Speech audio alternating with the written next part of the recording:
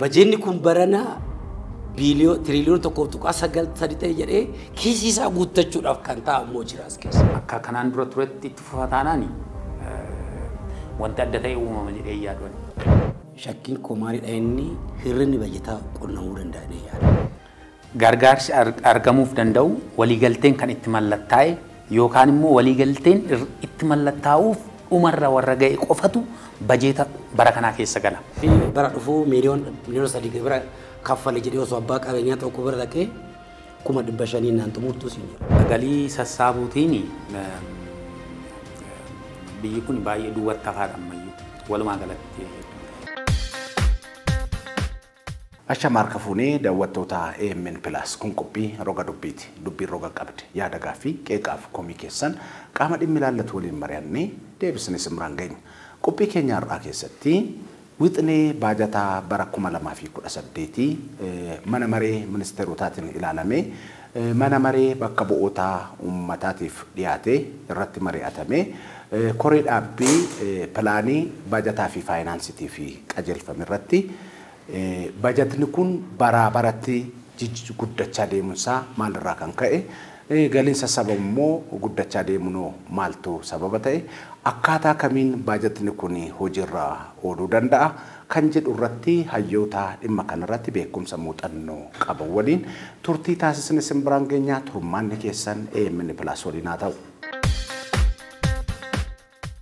Obbo Abarraa Fayyisaa kanaan dura dhaabbilee barnoota olaanoo yookaan yuunivarsiitii keessatti barsiisaa fi qorataa ta'anii hojjechaa turani yeroo ammaa kana gorsaa fi leenjisaa misooma akkasumas daldalaa dhuunfaati fuullee kiyya gamasarra kan jirani kanaan duraas AMN Plus irratti affeerrannee waliin marii kan taasisnee fi isinis kan beektanidha. Dr. Dajanee Maammoo hayyuu dinagdeetii digrii isaanii sadaffaasii dinagdee irratti kan hojjetani dhaabbilee barnoota olaanoo keessatti barsiisuudhaaf inni akkasumas qorachuudhaan hojjetaa jiru. Stuudiyoo keenyatti argamtaniin waliin mari'achuu fi eeyyamamoo waan taatanii fi maqaa daawwattoota keenyaatiin isinan galateeffadhaa ulfaadhaa anaa dhufu. Bajeta yoo jennu namni lakkoofsuma mul'atu se'a yookaaniif immoo hojii waan tokkoon hojjetamu jedhee gabaabsee ilaaluu danda'a. Mee bajeta yoo jennu Dr. Simbiraan ka'a bajetnumti yaadni isaa maali? Mee warri nu do'atan sirriitti akka hubataniif. Bajet wanti jedhamu namni gabaabsee qarshii figarii wayiiti jedhee ilaaluu danda'a sirrumaa. Garuu immoo isa duuba waa baay'eetu jira. Bajenni calliseetti miti kan hojjetamu. Jalqabaa hojii hojjetamuu qabutu adda baheetu haalaan biyyi takkas haa ta'u naannoon takka wanna hojjechuu qabu hunda adda erga baasee booda bajeta yeroo hojjechuuf jedhu immoo hojiilee dursi kennamuu fi haalaan adda baasee karaa adda addaan pirogiraama hojjetee isa booda hojii hojjetamuu malu jedhamee adda bahee sanaa fi hojjechuuf wanni barbaachisu hundi adda ba'a. Sana hojjechuuf humni namaa ta'uu danda'a wanti barbaachisu karaa mateeriyaalaa wanna barbaachisu wanni hundi adda bahee inni immoo wanna barbaachisu sana hunda immoo argachuu fi qarshii hagamiitu barbaachisaa inni jedhu dhumarratti dhufee qarshiin hojii adda bahee sana hojjechuuf barbaachisu tilmaamameetu qarshiidhaan ibsamaa jechuudha. Bajeta jechuun akkasitti kan dhufu malee calliseetuma figarii wayii waan mul'atu wayii miti duuba isaa waa baay'eetu jira. Ulfaadhaa Obbo Abarraa. Yaa akkuma Dr. jedhanitti waa tokko qofanitti dabala. Bajeta jechuun dursa hojiin dursa kennamee fi hojjetoota adda ba'a. Hojii suni maaltu hojjetama jedhamee adda bahama. Hojii sun maaltu hojjetama jedhamee adda baasu qofa osoo hin ta'in yeroon illee murteessaadha as keessatti. Bajeta jechuun yeroo illee hin qabu of keessaa waan ta'eef. Hojiileen tokko lama sadii hojjetaman kun yeroo itti hojjetan san keessatti erga adda ba'anii hojiilee kana yeroo ammasii keessatti hojjechuudhaaf waan ittiin hojjetan barbaachisaa jechaadha.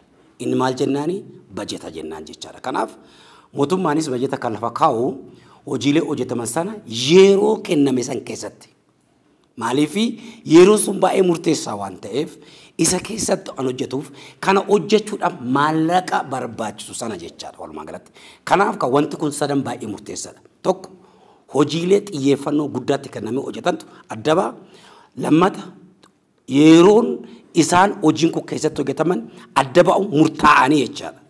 Deadline isaanii wajjiniin kanaaf isa kana hojjechuudhaaf immoo maallaqa isa barbaadu adda baasu jechaadha. Bajet jechuun kanadha. Ulfaadhaa baajata kan jennu gaamma kan irratti mari'annu bara baajataa 2018 jechuun adoolessa tokko haga waxabajjii 30 jechuudha. Yeroon kan daanga'e hojiin isaa kan tarraa'e akkasumas immoo maallaqni isaa kan adda ba'e.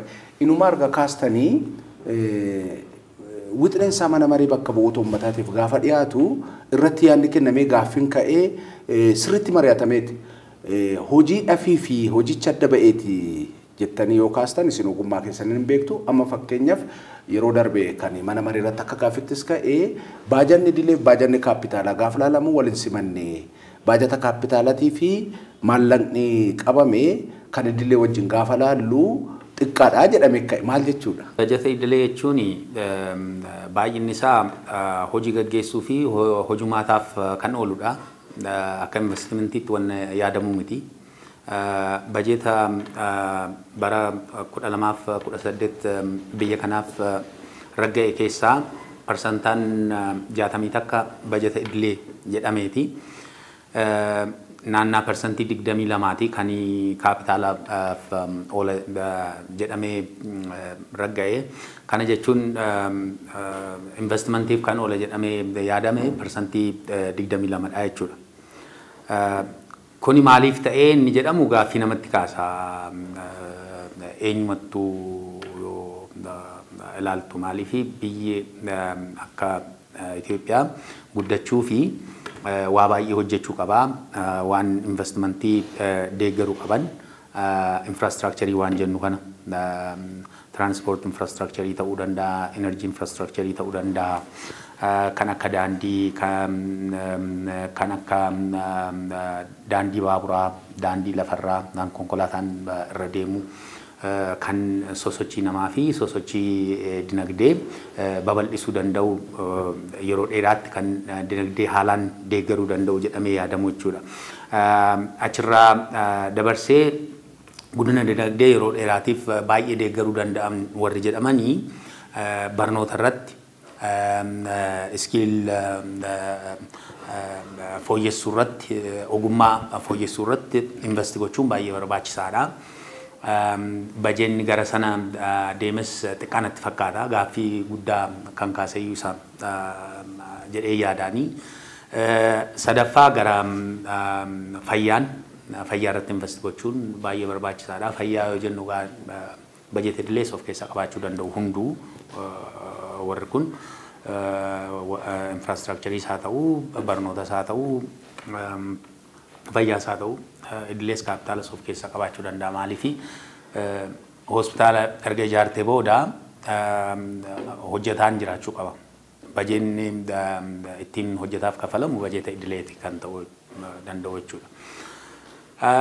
Achirra darbee hojumaata mootummaa fooyyessuun warri dhuunfaa karaa salphaa ta'een socho'uu akka danda'an, invest gochuu akka danda'an gochuun barbaachisaadha. Gaaffii kan ta'e sanatti fakkaata. Sababni itti akkas ta'e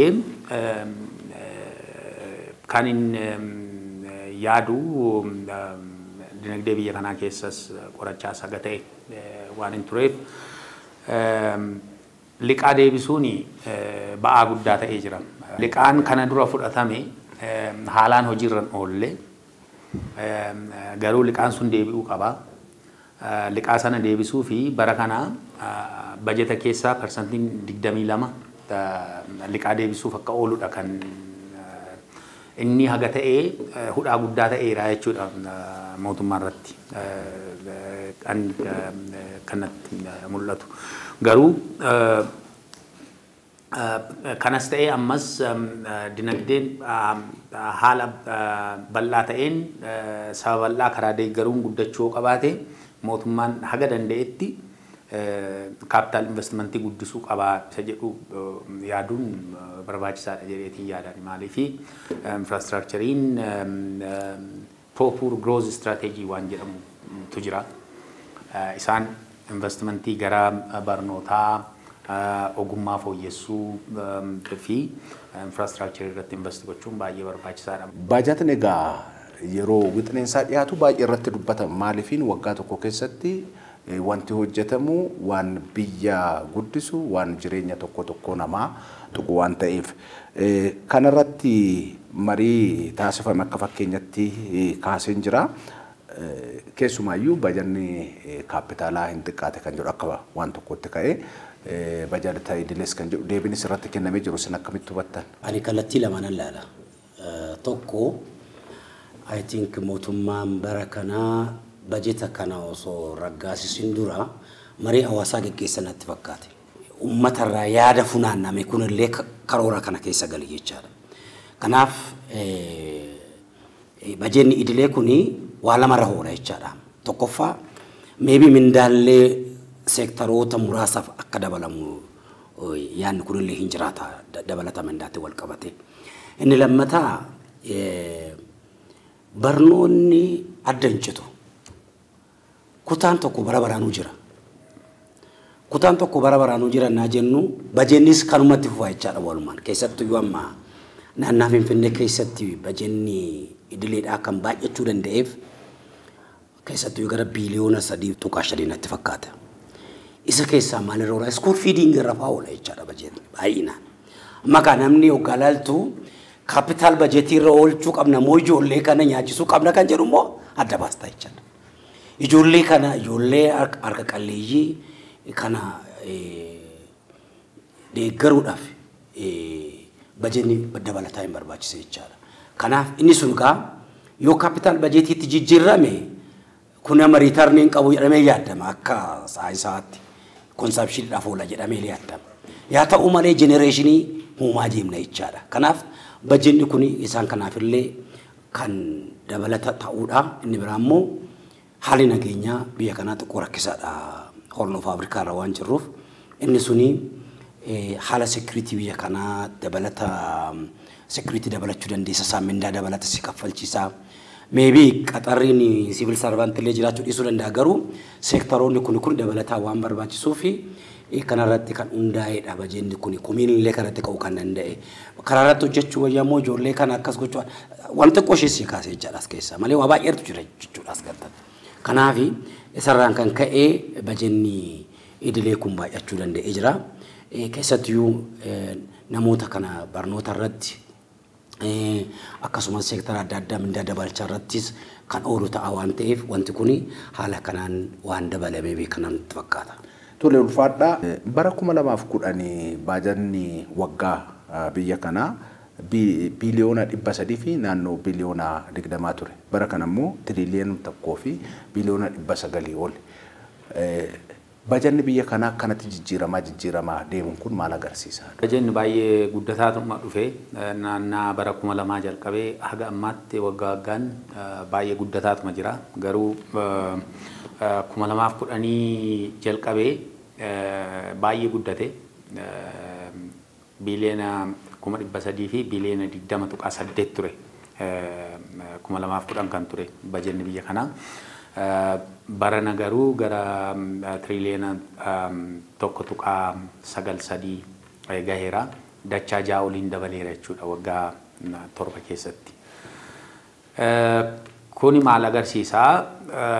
Gara tokkoon qarshiin bajenni kun itti faayinaansi godhamu dinagdee keessaa dhufa waan ta'eef dinagdeen guddachaa dhufuusaa haga ta'e waan namatti himu qabaa. Humni mootummaan dinagdee hoogganuu irratti qabus jajjabaachaa dhufuusaa fooyya'aa dhufuusaa waan namatti agarsiisutu jira. Karaa biraatiin immoo itti fayyadama hojii mootummaa irratti fedhiin jiru babal'achaa dhufuusaa karaa ummataatiin dimaandiin jiru babal'achaa dhufuunsaa waan agarsiisu ta'aa jechuudha. Dimaandiin yoo guddate humni wajjin hin guddanne taanaan gaaffii sana deebisuun illee rakkisaa ta'a normaalii garuu dinagdeenis guddataatuma dhufee guddinni suni akkamitti dhufee eenyutu irraa fayyadamee inni jedhu wanna biraa ta'ee jechuudha waan wal mormisiisu waan baay'eetu jira wanna ta'eef kanaafuu dinagdeen fooyya'aa dhufuusaa humni mootummaan dinagdee hoogganuu irratti qabu jajjabaachaa dhufuusaa waan agarsiisu jedheen fudhadhaan. Dhugaadha. Bara 1987 yaadadha daataa wayii argeen ture. Bajetni biyya kanaa biiliyoona 2 ture. Biiliyoona 2 ture. Muummichi ministeeraa gaafa aangoo dhufanitti biiliyoona 200 hin dabarre jechuun waggaa 20 kana keessatti jijjiiramni dhufee jijjiiram jira guddachaatuma dhufee. Kana jechuun maanni bajeen addunyaan bajetaan buruu erga jalqabdee bara 1572 jalqabee hanga ammaatti bajeenni biyyoota adda addaa guddachaatuma dhufe kan keenya qofaa miti. Agaa irraa sana aangoo koran bara sana 2009 bajeenni biyya kanaa biiliyoona 180 hanga biiliyoona 200 kan ture. Jijjiiramni jidduu kana keessa jira jechaadha. Kan keenyas immoo bajetaan buluu kan jalqabde bara 1931 biyyattiin kun bajetaan buluu kan jalqabde isaan dura yaa bajeenni formaal bajeenni hin jiru akkasumatti fuudhaniituma waanuma argan irra kaa'u malee. Kanaaf jijjiiramni jira biyya hundattuu wanta akkasii kunuma jiraata. Kan garuu waggaa 7 kana jijjiiramni dhufe baay'ee breaking throughudha. Baay'ee adduma jechuun haala adda ta'een kan dhufe jidduu kana keessatti. Muummichi ministeeraa gaafa masaraa galanii kaazinaa duwwaatu jira jedhame yaadattee waraatte. Namni kaazinaa duwwaa ofitti fuudhe sana maal gootee biyyattii kana mindaa kaffaltee capital budgetii ramaddee gochuun is very tough rakkisaadha. Garuu moonni dhufe kun isa baay'ee jijjiirama guddaatu dhufe inni kuni akka yaada koo tokkoffaani guddinni bajetaa guddina dinagdee wajjin deema proportionally deema waliin jechaa. Kanaaf inni sababni guddina dinagdee kana immoo keessattuyyuu oomishaa fi oomishtummaan biyya keessaa jabaachuu isaati. Keessattuyyuu domestic production guddachuu isaati. In fact rakkin baay'ee jiraachuu danda'a achi keessatti.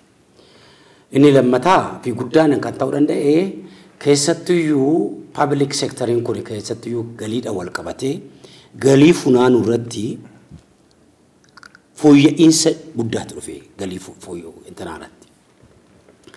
Kanaaf gaa keessattuyyuu galiin biyya keessa normaalii hanga ammaatti illee biyya Saab-Saaraa keessaa Itoophiyaan astiin hanga ammaatti gibira funaanuu irratti sadarkaa gadaanaa keessa jirti.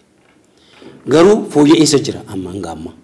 Kanaaf walumaa galatti guddina dinagdeetii fi keessattuyyuu mootummaanis immoo galii funaanuu irratti kan kanaan duraarra cimee itti fufuusaa agarsiisa. Kanaaf keessattuyyuu bara kana qofa otoo ilaallee parsantii 50 dabalee jechuun danda'ama. Kan barreen gaddaara. Almost 100% jechuudha. Barreen gaddaa biiliyoona 971dha. Bara kana biiliyoona tiriliyoona 1 fi tuqaa 9.3 jechaadha. Kanaaf almost dabaliin kun maal agarsiisa? Yaa ka maddi galii maddi bajetaa bakka 3 dhufa. Tokkoffaan galii biyya keessatti taaksii irraa kan funaannamee gibira irraa argamu. Inni biraa taaksii kan hin ta'in irraa kan funaannamu adda addaati irraa kan dhufuu fi keessattiyyuu bu'aa bisooma waajjira dhaabbilee misooma mootummaa irraa kan argamudha. Fi kan biraa immoo kan gargaarsa adda addaa biyya adda addaati irraa kan argamu waan ta'eef maddi yara kanaa guddachuu isaati sadassaa bakka tokkotti kanaaf bara kanaa gara tiriliyoona tokkoo fi tuqaa 9.3 ta'uu waan danda'eef saawwan. Biyyi kun bajeetaan buluu akka seeraatti kan jalqabde sirrumaa bara 1930 takkadha. Mootummaan heera baasee heeraan biyya hoogganuu baratti jalqabedha. Heera yeroo sana ture irratti wixinee 13 hanga 16 inni jiru waa'ee bajeeta mootummaa fi mootummaan akkaataatti galii sassaabuu qabu waan ibsudha. Garuu karaa qixa ta'een mootummaan Itoophiyaa bajeeta yeroo jalqabaaf kan qopheessee bajeetaan biyya hoogganee bara 1946-47 akkasumatti fakkaata. Galii sassaabuutiin biyyi kun baay'ee duwwatti hafaadha ammayyuu. Walumaa galatti yoo wanno jenne jechuudha. Biyyootni naannoo keenya jiran akka Keeniyaa fa'aa yoo yaadde naannaa % 15 GDP isaaniitti galii mootummaan sassaabu gibiraa fi gibira wanna fakkaatu irraa waggaatti jechuudha. Kan Itoophiyaa % 6.3 fakkaata akka waggaa darbee % 7.1 warri jedhan jiru. Anyway inni rakkina qabu ammallee sanallee yoo ta'u biyyoota Afrikaa keessa jiran yoo yaanne average galii kan sassaaban naannaa % 17 GDP isaaniirra. Nun naannoo % 7 jirra ammayyuu. Hagam rakkinni bal'aan akka jiru gabii sassaabuu irratti sirriitti wanna ibsudha. Wanni kun jechuudha. Galiin mootummaan sassaabu fooyya'aa dhufeera sirruma fooyya'aa dhufe garuu immoo ammallee hojiin baay'ee hojjetamuu akka qabu wanna mul'isutu jira jechuudha. Dinagdeen erga guddachaa dhufe galiin mootummaan sassaabu wajjin guddachuu qaba haalaan. Kuniin ta'eeraayi ta'aan jiru. Maaliif hin taane galii sassaabuu irratti rakkinatu jira jechuudha. So rakkina galii sassaabuu irratti jiru kana hojummaata itti galiin sassaabamu gibirarraa fi wanna gibira fakkaaturraa haalaan ilaalanii fooyyessaa deemuun yeroo yerootti baay'ee barbaachisaadha. Namoota dinagdee keessa galanii hojjetanii galii argatanirraa gibira kafalchiisuun barbaachisaadha. Seerrii fi heerri isa hoogganuuf bahee jira. Isa lafarratti hojiirra oolchuuf mootummaan hojummaata galii sassaabuu jabeessee karaatti hojii dinagdee sosochii jiru kontrool godhee galiitti guddisuu danda'u irratti ammayyuu baay'ee fuulleffachuun barbaachisaadha jedheetii yaadan. Ulfaadhaa Dooktar yeroo nu qabnu gabaabaa waan ta'eef gara xumuraa irratti baajanni kun egaa bara dhufu 2018 irraa kaasee hojiirra oola. Hojii limraa oolmaa isaa qixa yaadamee hojii karoorfameef akka ooluuf maaltu ta'uu mala? Isa duraata irratti isa galiidhaa wal qabatee haalli tokko waan xiqqoo ishee kennuun barbaada yaada xiqqoo ishee. Amma maalinni galiin dhugaadhaa 6.3 hanga 6.8 kana jidduudha. IMF nis World Bank nis reportii kan baasan. Keessattuu Itoophiyaadhaaf GDPdhaaf hammam kontribiutii gochuu danda'a hammam ooluu danda'a kan jedhamu. Akkuma ati jettee hojjetaa mootummaati baay'inaan gibira kan kaffalu. Baay'inaan dhibbatti galii argaturraa exactly galii argaturraa dhibbatti galii kan galchu hojjetaa mootummaati fi akkasumas immoo kan dhuunfaa darbeeti. Kun maal agarsiisaa caasaa mootummaa gibira sassaabu kanatu rakkina qabaa jechaadha. Kun hangam fooyyomnetti immoo galiin dabalaa jettee yaaddu. Maaliif fakkeenyaaf bara dhufuu miliyoona 3 gibira kaffale jedhee osoo abbaa qabeenyaa tokko bira dhaqee 500,000 naan xumurtuu siin jira. Waanuma jiru kana mootummaan hin beeka. 300,000 naan xumurtu jechuudha 500,000 naan xumurtu jechuudha. Miliyoona 3 kaffaluurraa 500 kenne maafan 500 hin kaffalle. Kanaaf jidduutti miliyoona nama buufadhaadha wanti dubbiin jiru.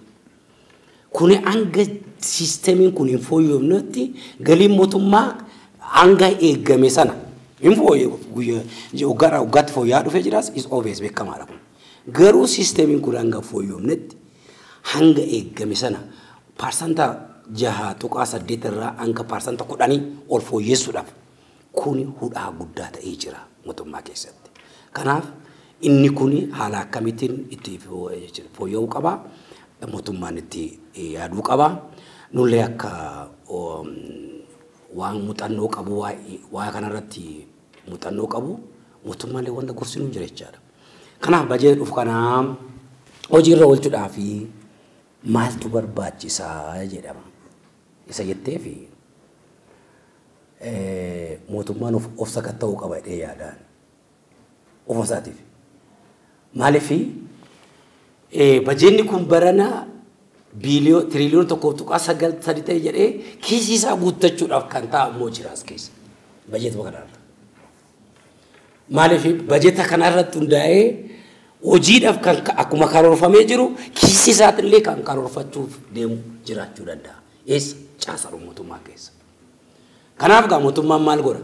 Sirriitti warra kanaan dura caasaa kana sirriitti sakatta'uu qaba. Maaliif yoo caasaan kun sirriitti hojiirra oole ta'e bajeetni kunis propaarli sirriitti oolu jechaadha. Tokko kana. Inni lammataa hordoffii fi cimaa hordoffii fi to'annaa cimaa diriirsuu qaba mootummaan kana. Akkamitti diriirsa? Steering committee bajeeta kana sirriitti overview godhu, overseen godhu, kan laalu, kan hubatu, sirriitti stakeholderii adda addaa keessaa kan bahe. Maal jedha Trump akkuma hojiitti dhufee maal hojjete dura? Government inefficiency si'aayina rakkina qaban dhaabbattoota hunda kukkutuu ta'an bara. In 100 billion bajeeta fuudhanii kan balleessan maaliif Ameerikaas fariisti jedhaniiru. Mootummaa keenyas Itoophiyaas fariisti hojjechuu barbaade caasaa si'aayina rakkina qaban hunda isaanii fooyyessuu qaba. Inni lammataa digitalization itti fufuu qaba. Keessattuu maal wajjin wal qabatee digitalizationiin akkatti gibira funaanan cimsee itti fufuu qaba. Tuttuqqaan harkaa fi maallaqaa fi nama harka keessaa ba'uu qaba harki nama. Mootummaadhaa fi abbaa qabeenyaa digitalidhaa fi abbaa qabeenyaa nama gibira qabuu fi abbaa teknooloojii kan qofa ta'uu qaba. Yoo kun harki namaa achi keessa jiraate korraapshiniin jiraata malaammaltummaan jiraata jechaadha. Inni sadaffaa haalatti maallaqa kana hojiirra oolcha sirriitti dandeettii isaa gabbifachuu qaba mootummaan. Institutional capacity. Fakkeenyaaf ammaa bulchiinsa Finfinnee irratti inni argame kuni aanooleetti godina irratti gadi bu'uu qaba kun. Bajeeta sirriitti institushinoonni sirriitti dhaabbileen kun hundi isaanii maal gochuu qaba? Maallaqa akkatti itti fayyadaman qabaachuu qabu. Efficiently si'aayina ta'een akkatti fayyadamu bajeeta kana sirriitti qabaachuu qaba. Inni lammataa haalli nageenyaa baay'ee murteessaadha. Maaliif? Yoo nageenyi hin jiraanne ta'e namni iddoo tokko deemee hojjechuu hin danda'u, galii argachuu hin danda'u, galiin arganne taanaan immoo gibira kaffaluu hin danda'u. Tokko. Yoo nageenyi hin jiraanne ta'e namni hin buqa. Yeroo buqqoo maal goota? Bajeeta ramadda. Eessarraa? Isuma qabduraa ramadda. Kanaaf bajeetni inni waan barbaadame sanaaf ooluu malee nama buqqa'ee tumsuu, nama buqqa'ee nyaachisuu, nama buqqa'ee nyaachisuu jechuun immoo bu'aan qabu. Oomishaaf oomishtummaan qabu kaa callisee taa'ee atumti bajeeta ramaddeeffatu tokko isarratti hojjetamuu qaba. Inni lammataa haalli qilleensaaf climate change jijjiiran guddaatu jira. Mootummaan akkuma kanaan duraa kun itti fufuu qaba. Maaliif jijjiiramni qilleensaa dhufnaan namni hin buqqa'an malee. Jijjiiramni qilleensaa dhufnaan oomishnaaf oomishtummaan hin xiqqaata. Inni dhuma keessattuu qaala'insa jireenyaa kana fooyyessuu qaba mootummaan jedhee yaadaan. Akkamitti fooyyessuu qaba? Qaala'insa jireenyaa kan fiduu danda'e oomishaaf oomishtummaadha tokko. Oomishaaf oomishtummaan keessattuyyuu oomisha biyya keessatti oomishan kanarratti cimsee hojjechuu qaba. Itti fufuu qaba. Keessattuyyuu amma irrigeeshiidhaan kan jalqabe kun sirriitti fufuu qaba. Walumaa galatti ani maal jedhee yaada qonna irratti keessattuyyuu revolutionalize gochuu qaba qonna irratti. Qonni sirriitti jijjiiramuu qaba. Maaliif abbootiin keenya amma keessattuyyuu naannoo Oromiyaatti kan baay'ee fooyya'aa dhufee amma shimallis gadhufanii inni tiraaktera qonna ammayyeessu kuni baay'eetti fufuu qaba. Abbaan keenya saati keenyas durii jalqabee hanga ammaatti qotee oolmaan qotu. Hanga oomitti qotiyoodhaan qotee uummanni Itoophiyaa amma lakkaa'amaan hin beekan kun gara miliyoona 150tti kan tilmaamu jira. Gara miliyoona 200 illee gahuun oolu kan jedhamu jira. Kana nyaachisuu hin dandeessu. Kana maal gochuu qabna? Qonna ammayyeessuu qabna. Akkuma jedhee namoota haalli nageenya irratti baay'ina hojjetamuu qaba. Kanan jedha. Mootummaan dinagdee hooggana. Dinagdee keessa kan socho'u garuu mootummaa qofa miti warri dhuunfaas jiru. Hojii biyya keessatti hojjetamu waliigalaan hagam guddataadha. Guddinni dinagdee kan ibsamu akkaataa kanattidha. Gara bajeetaatiin bajeetaa haalaan hojiirra oolchuudhaan guddina dinagdee deeggaruu ni danda'a mootummaan. Wanna karoorfame otoo hin qisaasamiin bajeenni hojii karoorfame akka hojjetu sirnaan hordoffii barbaachisu hojjechuu caasaa mootummaa keessa wanna jiru wanna bajeeta mootummaa qisaasamatti saaxilu adda baasanii haalaan hordofuun monitari gochuun baay'ee barbaachisaadha jechuudha. Yaadan abarraan kaasee keessaa tokko haala itti bajeetni hojiirra oolu caasaa mootummaa hunda keessatti gaaraa gajjallaatti haalaan hordofuun baay'ee barbaachisaadha. Maaliifi bajanni yoo guddatu warri immoo qisaasuuf qophaa'ee biiroo taa'ee eeggatu immoo hagasuma mala malachuuf deema waan ta'eefi uummanni karaa itti waan mootummaan hojjetu guyyaa guyyaan karaa itti hordofuun qabu. Kanaafuu caasaa mootummaa keessaa hordoffii guddaan jiraachuu akka qabu. Nageenyiif tasgabbiin jiraachuun baay'ee barbaachisaadha. Mootummaan ammallee nageenyiif tasgabbiin akka jiraatu uummata wajjin ta'ee hojii bal'aa hojjechuu qaba. Bakka nageenyiif tasgabbiin hin jirretti wanni yaadamu hundu karaan itti ta'u hin jiru. Maaliif namni socho'ee hojjechuun deemee galuun meeshaa sochoosuun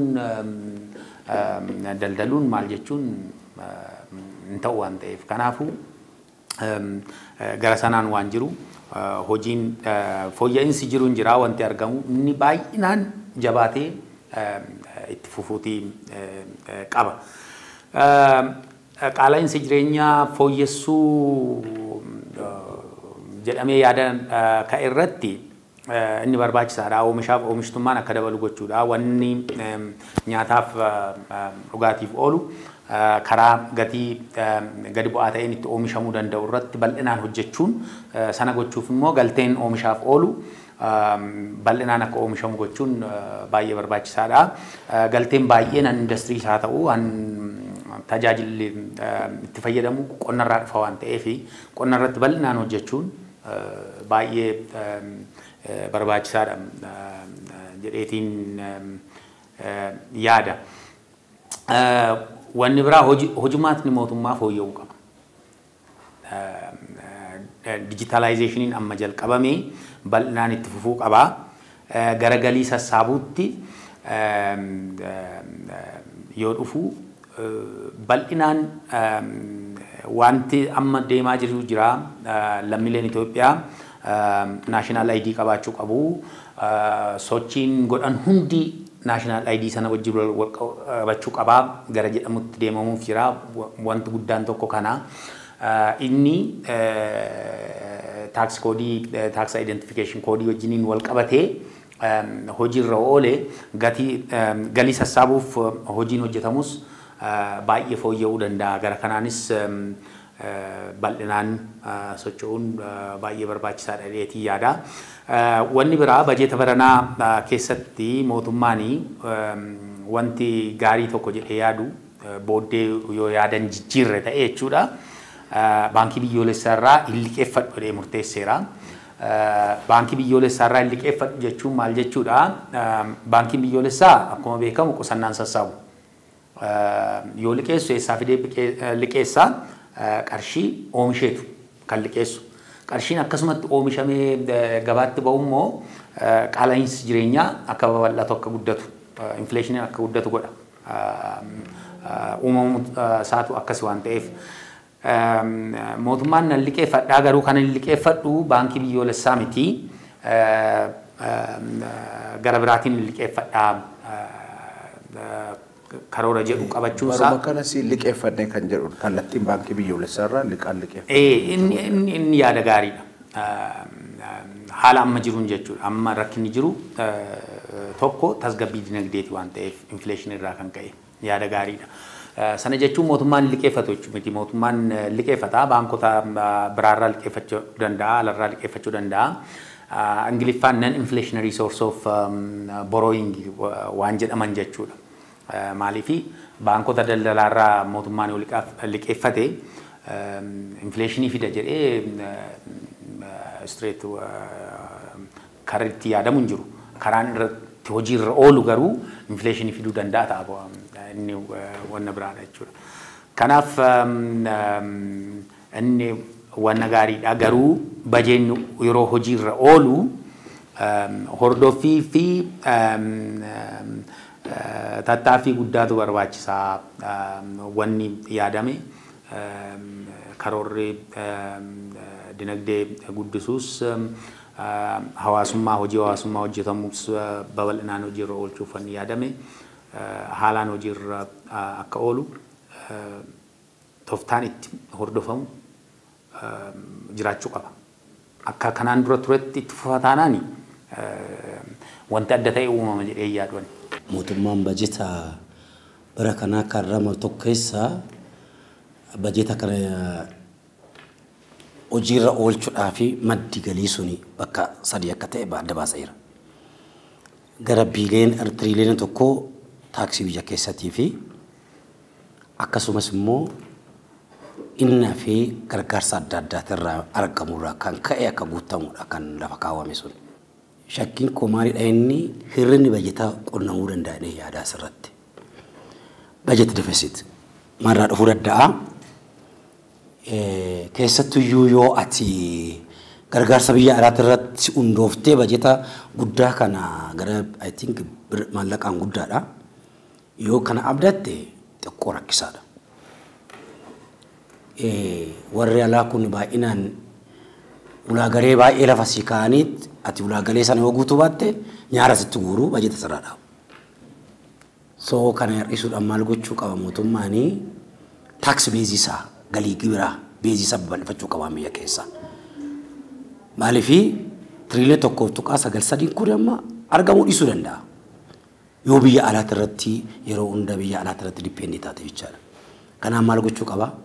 Keessattuu galii biyya keessatti irratti xiyyeeffannaa guddaa godhee babal'isuudhaan akkuma jenne modernized tax collection system ammayyeessuudhaatti haala gatiin galii fooyyessan ammayyeessuudhaatti hojjechuu qabadee yaada. Shakkii inni qabu anillee nin qaba garuu immoo hojummaanni mootummaan Itoophiyaa bajeetatti qopheessu waan kana fuulleffateeti. Gargaarsi alarraa argama jedhamee yaadamu calliseeti bajeeta keessa gala miti. Gargaarsi argamuuf danda'u waliigalteen kan itti mallattaa'e yookaan immoo waliigalteen itti mallattaa'uuf dhumarra warra ga'e qofatu bajeeta bara kanaa keessa gala.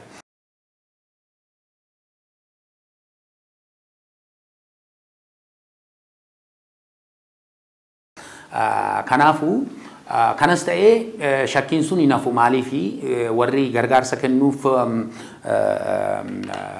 waadaa galan rakkinni mataa isaanii yoo isaan qunname yaada isaanii jijjiiruu danda'u ammas. Kanaaf galii ofii sassaabuu irratti bal'inaan fuulleffachuun ni jedhu baay'ee barbaachisaadha. Laatuuffadhaa ulfaadhaa.